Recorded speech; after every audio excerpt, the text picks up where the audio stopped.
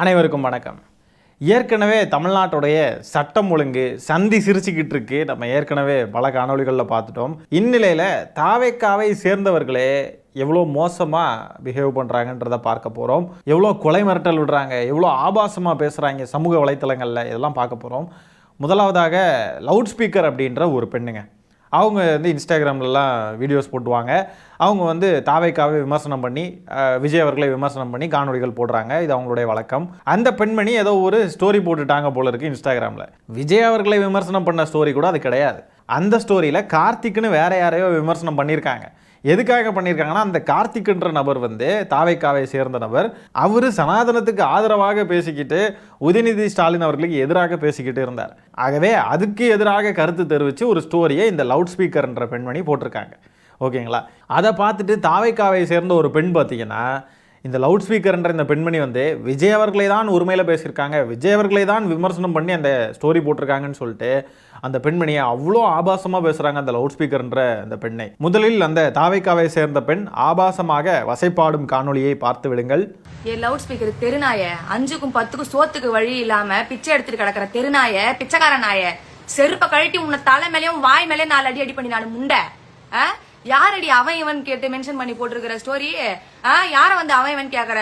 பொழந்துருவானு உனக்கு சாமான பதம் பாத்துருவானு அடக்கிட்டு உக்காந்துரு. நீ ஸ்டோரி மாதிரி எல்லாம் பேசலாம். 5க்கு 10க்கும் கூழ கும்பிடு போட்டியா அதோட நிறுத்திக்க. என் கையில மாட்டின மண்டையில இருக்கிற அந்த 4 மாதிரி ஆஞ்சு போடுவேன் நானு. புறம்போக்கு நாய, பொறுக்கி நாய, யாரடி கேட்டு போட்டு வச்சிருக்க? மெண்டல் தற்குறி நாய, பிச்சைக்கார நாய, நீ எல்லாம் எதுக்கு உயிரோட கிடக்குற? வெக்கமா இல்ல உனக்கு? மானங்கட்ட நாய, நீ வாடி, என்கிட்ட வாடி, என்கிட்ட பேசுடி. ஃபர்ஸ்ட் நீ என்கிட்ட வாடி, அதுக்கப்புறம் எங்க அண்ணன் கிட்ட போலாம். அவன் இவன் கேட்டு போட்டு வச்சிருக்க. யாரு அவன் இவன் கேக்குறது? நீ எல்லாம் ஒரு ஆளு. அசிங்கமா வருது எனக்கு மக்களே. நீங்க எல்லாம் வீடியோ பாக்குறீங்க, சரி அசிங்கமா பேசக்கூடாதுன்னு கம்முனுக்கிறேன் நான். தரங்கட்ட நாய, 5க்கும் 10க்கும் கஞ்சிக்கும் வழி இல்லாத நாய் நீ, பிச்சைக்கார நாய் நீ. யார கேக்குற? கண்டந்துண்டமா வெட்டி போட்டுருவானுவோ, கண்டந்துண்டமா வெட்டி போட்டுருவானுவோ, கண்டந்துண்டமா வெட்டி போட்டுருவானுவோ. மூடிக்கிட்டு உக்காந்துரு. நானும் உன்னை பாத்துட்டேன்னு வச்சுக்க, இதுக்குதான் உன்னை கிளம்பி வருவேன். இதோட மூடிக்கிட்டு இருந்து உனக்கு வார்னிங்கா குடுக்குறேன் நானு. இந்த அவன் இவன் பேசுறவெல்லாம் வச்சுக்காத. போய் அங்க பேசு. எங்க பேசுமோ நீ எங்க காசு 5-10 வாங்கிட்டு பிச்சை எடுக்கிறீ அவங்ககிட்ட போய் பேசு. இங்க பேசாத மூளைக்கட்ட தற்குறி நாய, முண்டமே. காதல் எல்லாம் இருந்து ரத்தம் வந்துடும் போல இருக்கு. பாருங்களேன் எப்படி வசைப்பாடுறாங்க, எவ்வளோ கேவலமான வார்த்தைகளை உபயோகிக்கிறாங்கன்ட்டு. பெண்கள் அரசியல் பேசுறது வரவேற்கத்தக்கது. பேசுனா நல்லா இருக்கும், பேசட்டும் அப்படின்னு நம்ம எதிர்பார்க்குறோம். ஆக்கப்பூர்வமாக பேசினா நல்லாயிருக்கும். அந்த லவுட் ஸ்பீக்கர்ன்ற பெண் ஏதோ ஒரு ஸ்டோரி போட்டிருக்காங்க, அதுக்கு ரிப்ளை கொடுக்கணும் அப்படின்னா ஆக்கப்பூர்வமாக பேசலாம். இந்த பெண்மணி அந்த ஸ்டோரியை தப்பாக புரிஞ்சுக்கிட்டாங்கன்றதுல கூட எந்த தவறும் கிடையாது. எதிரில் இருந்து நிறைய பேர் அதுக்கப்புறம் விமர்சனம் பண்ணுறாங்கன்றப்போ அதை ஏற்றுக்கிட்டு அதை திருத்திக்கலாம், ஒன்றும் தவறில்லை. ஆனால் அந்த லவுட் ஸ்பீக்கர்ன்ற பெண்மணி போட்ட ஸ்டோரியையும் தப்பாக புரிஞ்சுக்கிட்டு விஜய் அவர்களை ஒருமையில் பேசிட்டாங்க அப்படின்னு நினச்சிக்கிட்டு கெட்ட கெட்ட வார்த்தையில் பேசி அவங்களுடைய பிறப்புறுப்பை கொச்சைப்படுத்தி கண்டந்துண்டமாக வெட்டிடுவாங்க அப்படி இப்படின்னு சொல்கிறாங்க. ஐயோயோயோயோ, இவங்களுக்கு மத்தியில் தான் நம்ம வாழ வேண்டியது இருக்குது.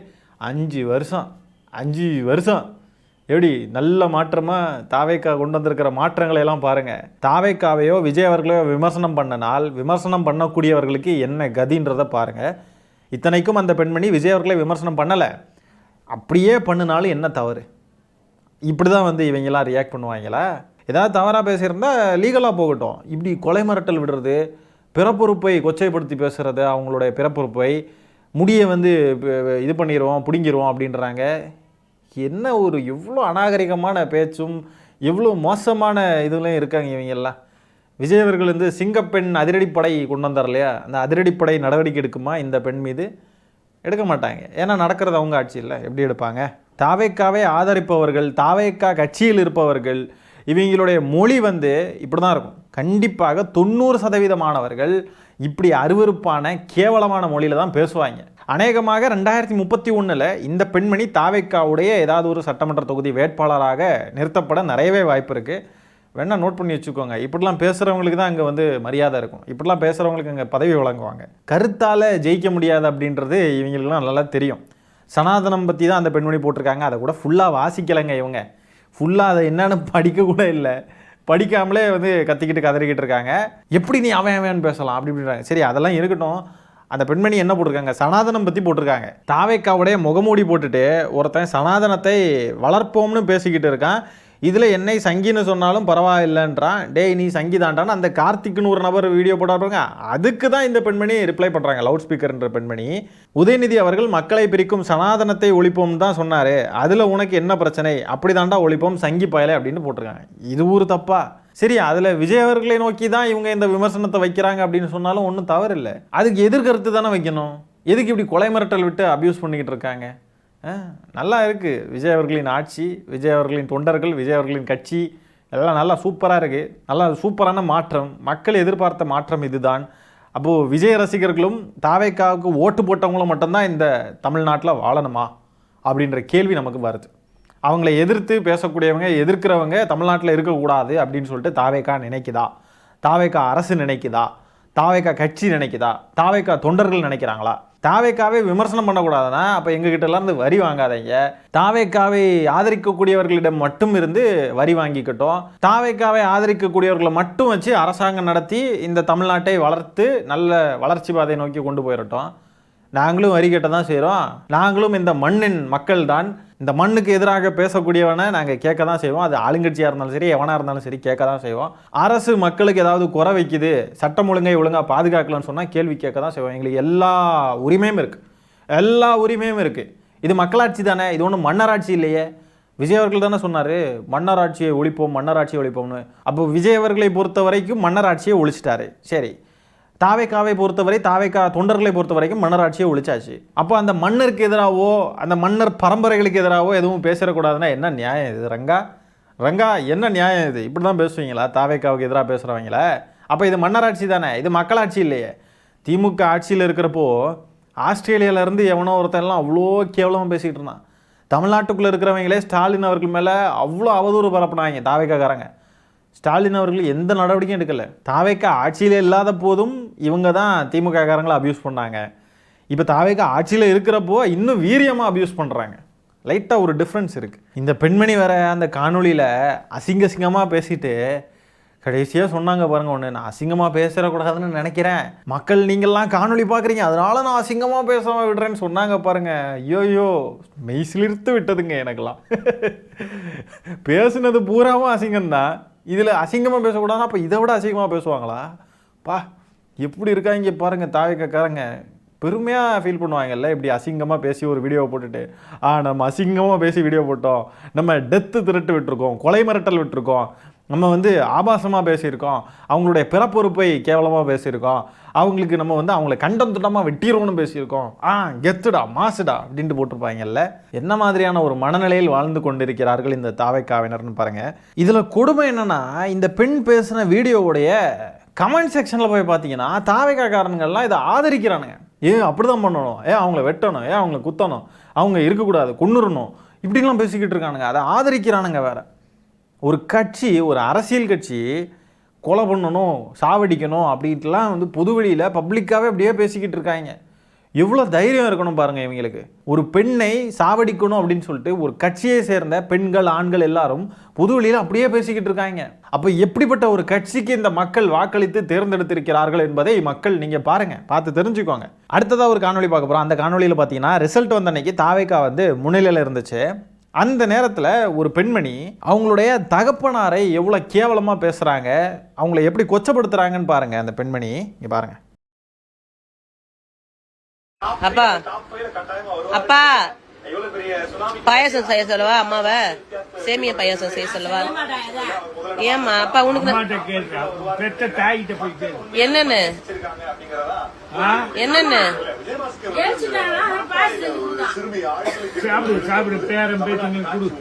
நீப்பா?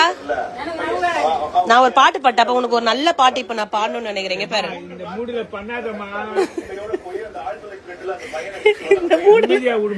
நிம்மதியெல்லாம் விட முடியாது.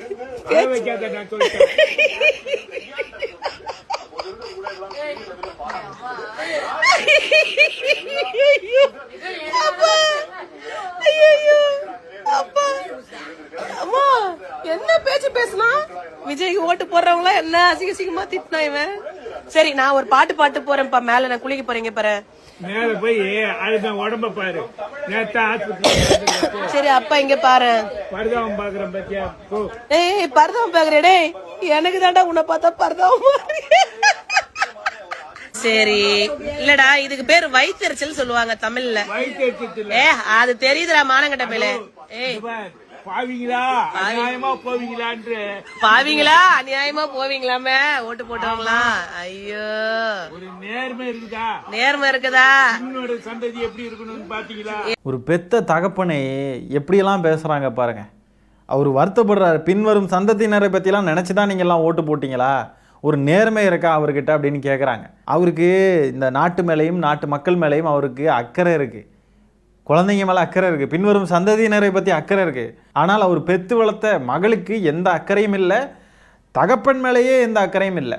அதை வீடியோ வேறு எடுத்து பப்ளிக்காக போடுறாங்க, பப்ளிக்காக எல்லாரும் பார்க்கட்டும்னு போடுறாங்க. இது என்ன மாதிரியான ஒரு கேடுகட்ட மனநிலை? பேரண்ட்ஸ் அசிங்கப்படுத்துறது வந்து எப்போ இருந்து நார்மலாச்சு? நானும் நிறைய பார்த்துட்டேன். தாவைக்காக்காரங்க தேர்தலில் ஜெயிச்சிட்டோம் அப்படின்றதுக்காக பேரண்ட்ஸ் எல்லாம் வீடியோ எடுத்து என்ன மாதிரியான ஒரு மென்டலி வந்து ஒரு நார்மலான பீப்புள் இதை பண்ண முடியுமா? எப்படிங்க இது எனக்கு புரியல. சரி, தாய் தகப்பன் வேறு கட்சியை ஆதரிக்கிறாங்க, நம்ம இந்த கட்சியை ஆதரிக்கிறோம், அவங்க தோத்துட்டாங்க, அதனால வந்து பேரண்ட்ஸை இப்படி வீடியோ எடுத்து போட்டு அசிங்கப்படுத்துறது என்ன மாதிரியான? உண்மையாலுமே அன்பு பாசம், பேரண்ட்ஸை வந்து யாரும் கலாய்க்கக்கூடாது, பேரண்ட்ஸை நம்ம எங்கேயும் விட்டு கொடுக்கக்கூடாதுன்னு நினைக்கிறவங்க இப்படிலாம் பண்ணுவாங்களா? வெற்றி தோல்வின்றது 50-50% தான்.